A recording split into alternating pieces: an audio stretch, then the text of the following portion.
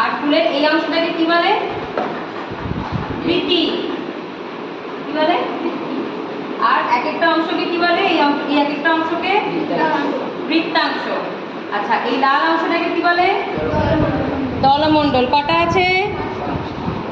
দুটো, তিনটে, চারটে, পাঁচটা। পাঁচটা পেলাম ছিঁড়ে। আচ্ছা, এবার আমরা কোনটা বার করছি? ফুলের পুংকেশর ও গর্ভকেশর চক্র। এই দেখো একদম নিচে এখানে কি আছে? এই অংশটার কি নাম? গর্ভাশয়। ঠিক, একটা পিঁপড়েও আছে এখানে। হ্যাঁ, আচ্ছা, এবার আমরা এটাকে আস্তে করে খুলছি।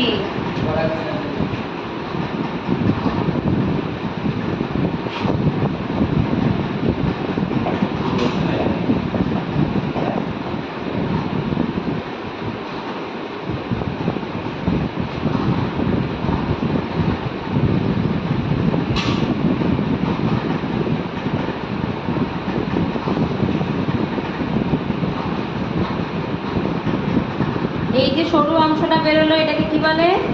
গর্ভদণ্ড। কোনটা? এই সাদা সরু অংশটা। আর এটা ছাড়িয়ে দিলে এই যে পাশের হলুদগুলো এগুলোকে কি বলে? পরাগধানী। আর এই লাল লাল অংশগুলো হচ্ছে পুংদণ্ড।